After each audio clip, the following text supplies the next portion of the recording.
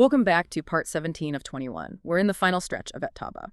Today we're talking about the skeptic's trap. Why is it that some people can look at a perfect blueprint and only see reasons to doubt?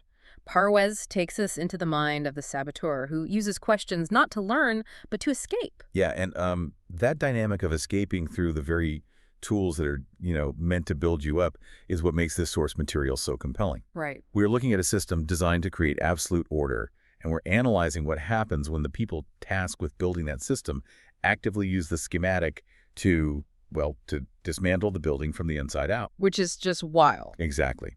And for you, the listener joining us, we are anchoring this entire deep dive in a 1979 lecture by Ghulam Ahmad Parwez focusing on Surah 9, verses 107 through 110. And it's really vital to understand that while we are dealing with ancient verses and, profound religious concepts, Parwez approaches this as like a masterclass in the fragility of human sociology.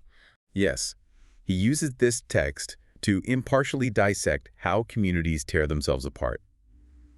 As your guides today, we're going to walk through the architecture of his argument. Just to be clear, we aren't taking sides here, right? We aren't endorsing any specific modern theological or political camps. No, not at all. We are simply unpacking Parwez's underlying logic regarding the human tendency to destroy unity while, pretending to protect it. Right. So to understand how a saboteur dismantles a system, we really have to establish what that system was supposed to look like before the wrecking ball showed up. Yeah, that's a good place to start. What is the baseline state of humanity in Parwez's reading of the text? Like, what's the original intent? Well, the baseline is a concept called Ummah Wahidah, which translates to a single, universal brotherhood. Parwez argues that humanity began as one cohesive unit. Just one big family. Exactly. There were no borders, no artificial tribal distinctions based on geography or race or clan, just a unified human family. Okay, let's unpack this, because looking at a history book, or honestly just looking out the window, that universal brotherhood clearly didn't last. Right. Obviously not. I mean, the default state of the world seems to be endless friction. And that friction, according to Parwez, is the inevitable byproduct of human free will. Free will is like the defining characteristic of humanity in this framework. Which is a good thing, right? It allows for progress. It allows for immense creativity and progress, yes. But the necessary shadow of free will is difference. People develop different desires, different perspectives, and different methods of acquiring resources. So you get clashes. Right. Without a centralizing, unifying mechanism, those natural differences generate friction. And that friction hardens into tribalism. And then tribalism breeds competition. Which eventually erupts into bloodshed. Parwez views this not as like an accidental glitch, but as the fundamental vulnerability woven into human creation. We have the capacity for incredible harmony, but an equal capacity for immense self-destruction when our differences are just, left to their own devices. Precisely. So if the operating system naturally splinters because of this free will feature, there has to be a patch. Like a software update. Yeah, a countermeasure introduced to stop the entire system from crashing. And what's the countermeasure? The countermeasure, according to the text, is divine revelation. And Parwez is incredibly emphatic about redefining what revelation actually means in this context. How so? Because usually people think of it as just holy books you read. Right, and he argues aggressively against that idea. He rejects the notion that the books and the prophets were sent down merely for individuals to recite in isolation to earn, spiritual reward points. So it's not a cosmic loyalty program where you scan your piety card to get a better seat in heaven? No, not at all. The text points directly to the Quranic assertion that prophets were sent with the book, specifically to judge between people in matters wherein they differed.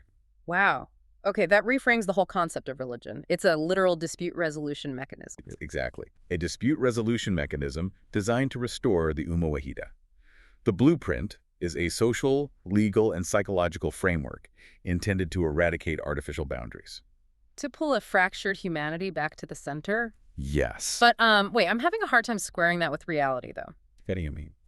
Well, if the primary function of this perfect blueprint is to end division and restore a global human family, why does the introduction of these blueprints seem to cause more factions? That is the million-dollar question. Right. I mean, we have countless religions, and within those religions, thousands of sects and subsects, all waving their version of the blueprint and declaring war on everyone else. Yeah. If the manual is perfect, why is the factory on fire? Isn't it just human nature to form exclusive tribes? You've isolated the exact paradox that drives Parwez's entire critique here. He acknowledges that reality completely, but he places the blame squarely on the saboteur, not the blueprint. Okay, so how does he explain the sects? His argument is that the moment a community splinters into sects, they have fundamentally discarded the blueprint, regardless of what they claim to be holding in their hands. So the very act of creating a subgroup is the proof that you aren't following the instructions. Exactly. Let's take that a step further into the terminology Parwez uses.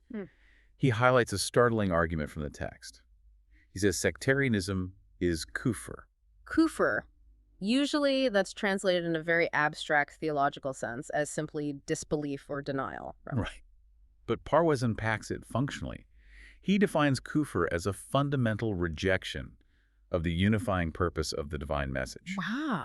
If the entire goal of the revelation is to unite humanity, and you weaponize that revelation to create an exclusive sect that divides humanity, you are committing kufr. You are actively working against the core mission while hiding behind its vocabulary. Precisely. You're using the words of unity to create division. That completely upends the traditional view of piety. I mean, you could be performing all the physical rituals perfectly. You could be reciting the texts flawlessly. But if your social structure is designed to separate your group from the broader human brotherhood, you are basically engaged in active treason against the blueprint. That's a great way to put it. You are taking a tool meant to build a bridge and using it to build a wall. Which brings us to a massive logistical problem, honestly. What's that? Well, if the goal is this global unified brotherhood, how does a community actually enforce that unity without just becoming, an authoritarian empire? Yeah, that's the tightrope. How do they maintain their identity without becoming just another competing tribe on the world stage? Well, Parwez uses a geometric analogy here that is absolutely brilliant. He does a linguistic breakdown of the Quranic term Ummah wasat, which is usually translated as the middle nation. I love this part. For you, the listener, I want you to really visualize this. Imagine a massive circle, a giant ring. Okay. Normally, when we think of nations or political parties or tribes, we picture them as points on the outer edge of that circle, the circumference. Right, all jockeying for position. Exactly. And they are all competing, trying to pull the center of gravity toward themselves, trying to conquer the other points on the edge. It's a state of symmetrical competition. But Parwez points out that the community entrusted with the blueprint is not meant to be on the edge. Wasat means the exact center of the circle. And mathematically, the center of a circle is the only point that is completely, perfectly equidistant from every single point on the circumference. Yes. And the implication of that equidistance is profound. Because this community is at the center, they are equally close to everyone and equally distant from everyone. So they can't play favorites. No, they cannot retreat into a remote valley and shut out the world because they are tied to all of humanity. Conversely, they cannot form fierce, exclusionary alliances with one group against another. Because that would pull them off the center point. Exactly. They are mathematically forced to be impartial. Their designated role is to be shuhada al-anas, which translates to witnesses or watchers over humanity. They are the anchor point. They keep the wheel from flying apart. But witness can sound a bit passive, Yeah, it does. It sounds like they're just sitting in the middle taking notes while the world burns on the edges. Parwez actually addresses that by applying a real-world analogy to the geometry. He says this central community acts like a watchtower or a patrolling night guard. Okay, so it's active. Very active. He references the concept of tawaf, which implies someone making the rounds, actively monitoring a situation. They are monitoring humanity to spot where division, oppression, or bloodshed is starting to bubble up. So it's like a global smoke detector for conflict? A smoke detector wired to a sprinkler system, really. Mm-hmm. The text explicitly mentions steel or iron accompanying the revelation. What does the steel represent? Parwez interprets this as the necessity of discipline, authority, and strength. The central community must have the capacity to step in and halt the oppression when they see it. They are a stabilizing force, not a passive audience. Right. So we have this impartial watchtower with a 360-degree view of the world. They hold the blueprint for unity, and they have the disciplined authority to enforce peace. On paper, it sounds flawless. It does. But there's a glaring vulnerability. And what's that? You can't sneak up on a watchtower that sees in all directions. An external attack is almost impossible to execute without warning. True. The only way to bring down a structure like that is if the guards inside the tower turn on each other. And that vulnerability is entirely internal. For the equidistant center to hold, the community occupying it must be unequivocally united. If the anchor shatters, the wheel destroys itself. Exactly. And how do you destroy an equidistant, perfectly unified system? You don't attack it from the outside, you mimic it from the inside. This brings us to the historical climax of the source material. In verse 107 of Surah 9, we are introduced to the Masjid al-Dirar, the Mosque of Harm. Right, so a group of hypocrites, the Munafiqun, decide they want to break this unified community in Medina. But they know they can't just declare a rebellion. They can't build a fortress, raise an enemy flag, and start marching. Because the watchtower would spot them instantly. So what do? They build another mosque. It is psychological warfare masquerading as public service. Parwez dissects the insidious nature of this tactic. Because if these saboteurs had constructed, like a pagan temple or a secular political headquarters, the community would have instantly recognized the threat, right? Exactly. The immune system of the unified brotherhood would have isolated and neutralized it. But by building a mosque, they bypass the community's immune system entirely. They create a perfect facade of piety. Yes. I mentioned this earlier, but this is exactly like a corporate phishing scam. Imagine hackers trying to steal your savings. Right. They don't throw a brick through your bank's window. They build a pixel-perfect replica of your bank's website. The architecture of the fake mosque is identical to the architecture of the blueprint. It's designed specifically to lower your defenses. You walk in, you see people praying, you hear the familiar language, and your brain tells you, I am in a safe place. You let your guard down.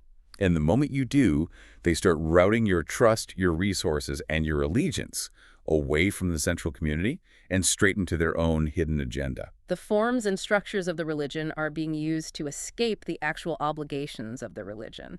It's brilliant and terrifying. It is a masterful manipulation.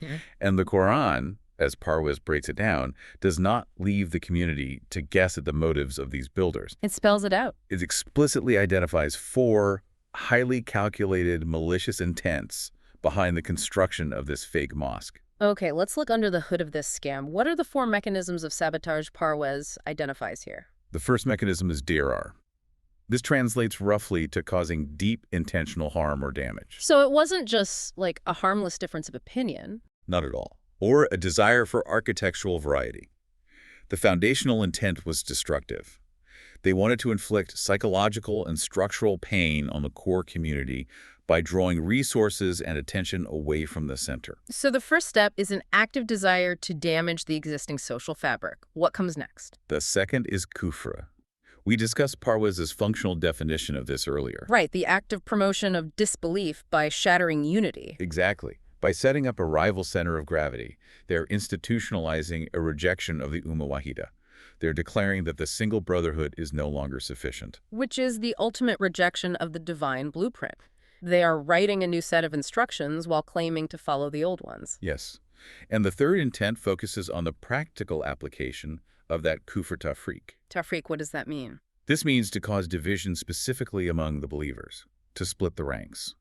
If the central community is the watchtower, Tafreeq is the act of convincing half the guards to look one way while the other half looks the opposite way. Oh, wow. So you don't even have to kill the guards to render the watchtower useless. Nope. You just have to make them stop coordinating with each other. You fracture the social capital. You make people suspicious of their own neighbors. Right. And what's the final intent? The fourth is Irsaad, which is the most aggressive phase.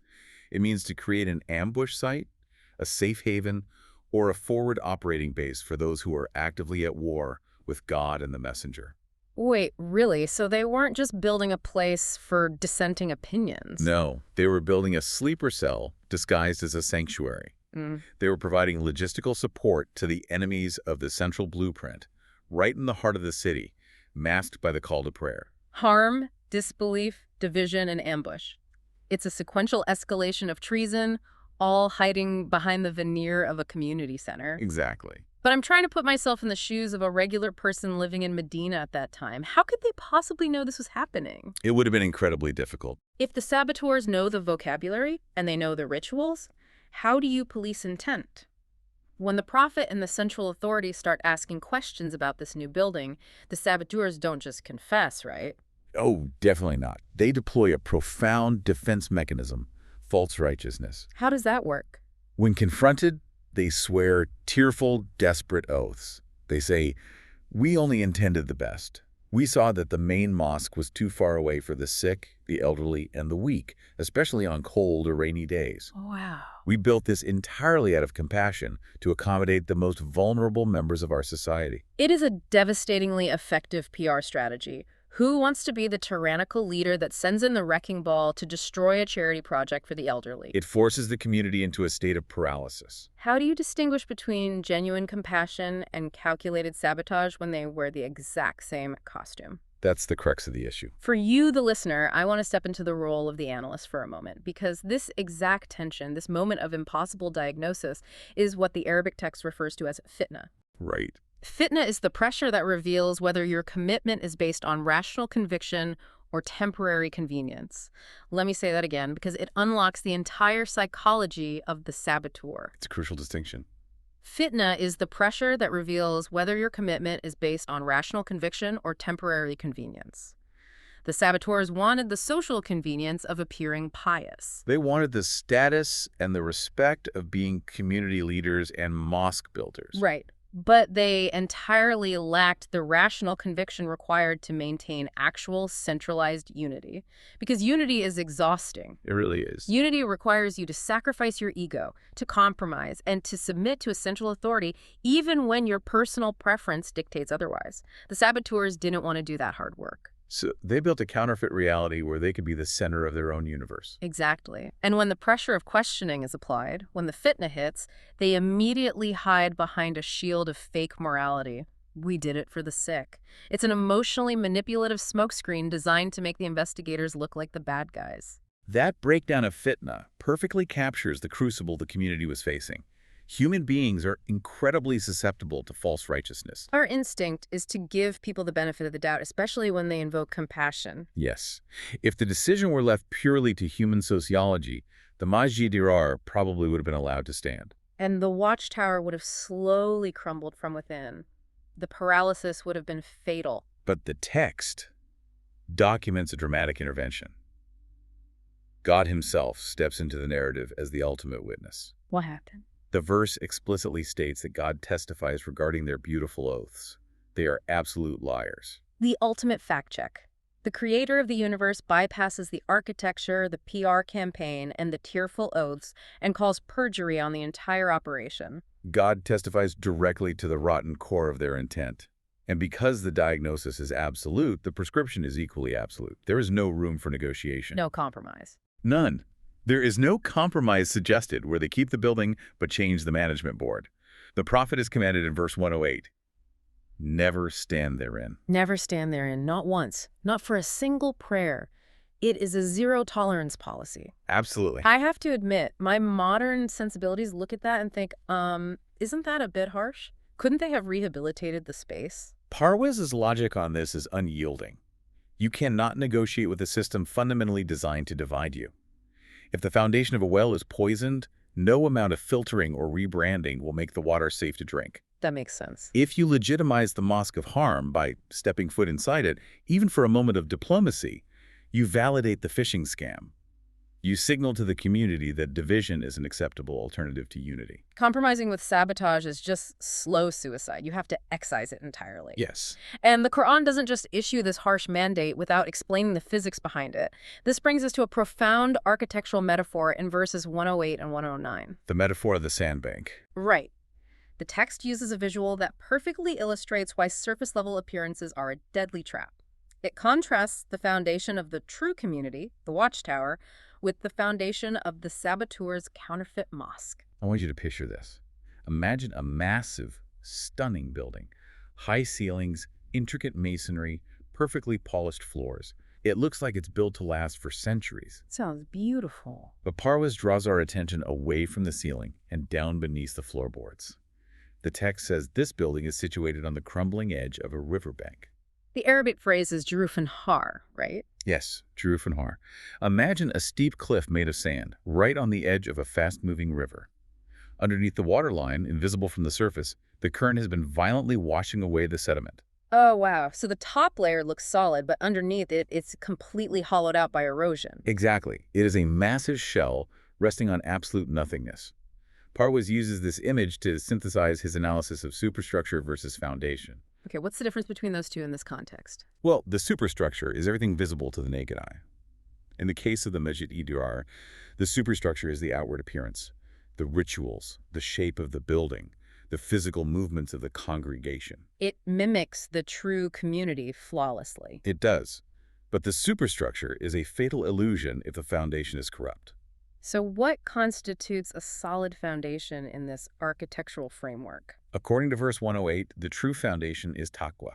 Taqwa. Now, that's another word that usually gets flattened in translation to just piety or fear of God, right? Right. But in Parwez's socio-political framework, taqwa means strict, rational alignment with divine law and a relentless commitment to central unity. It is the solid bedrock of conviction. Exactly. When you build on taqwa, your structure can withstand the pressures of free will and human friction. But the saboteur's foundation is the Juruf and Har.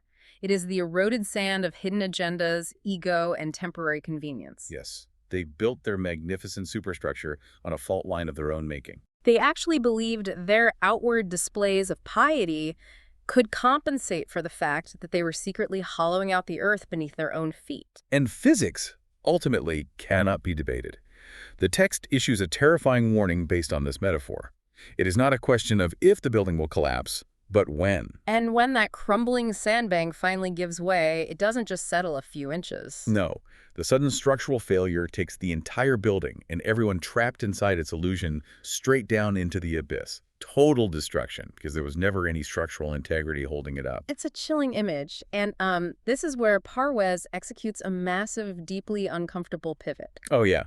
He refuses to leave this metaphor safely contained in the 7th century as a neat historical anecdote about some hypocrites in Medina who got caught. Right, he drags this concept violently into the modern era. He does. He looks around at the global state of affairs and asks a horrifying question. What happens when the entire global community becomes a sprawling landscape of crumbling sandbanks? This is where his critique becomes incredibly sharp and entirely impartial. He directs his sociological lens at modern sectarianism. Yes, the global community, which was designed to be the Ummah Wasat, the equidistant watchtower anchoring humanity, has shattered. And he lists the fragments, right? Hanafi, Shafi, Sunni, Shia, Ali Hadith, alongside countless political and national factions. He does. And what is the paradox he observes in all this fragmentation? The paradox is what we might call the illusion of the saved sect. Right. Every single one of these factions, without exception, claims to possess the pure original blueprint. Every sect sits comfortably inside its own modern iteration of the Mosque of Harm. They are deeply deluded, convinced that they alone are the exception to the rule, and that every other faction is doomed. They spend all their energy endlessly polishing their substructures. They argue over the exact physical placement of hands during a prayer, the precise length of a piece of clothing, or the minutiae of centuries-old jurisprudence. They are having a fist fight over what color to paint the walls while the house is sliding off a cliff. Exactly. They are completely ignoring the foundation. They are blind to the river of division that is rapidly washing away the sand beneath them. And Parwez points out the inescapable logical contradiction here. You cannot claim to be the champion of the unifying blueprint while actively organizing yourself into a divisive sect. It is a fundamental oxymoron. Yes, the Quranic mandate is absolute, unbreakable unity. Sectarianism is the institutionalization of division.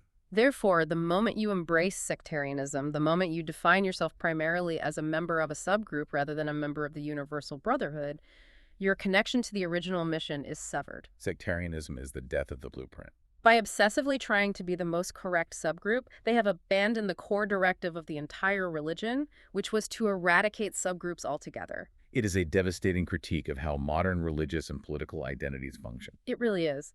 And Parwez concludes his analysis by examining the hidden psychological toll of this systemic failure. He turns to verse 110, the final verse in our source material. It describes the internal state of the saboteurs, and by extension, the internal state of a modern sectarian world. What does it say? It says that this endless division, this constant building on crumbling sandbanks, generates a perpetual disease or doubt in their hearts. The Arab word used is riba, Riba, a state of deep unrest, suspicion, and instability.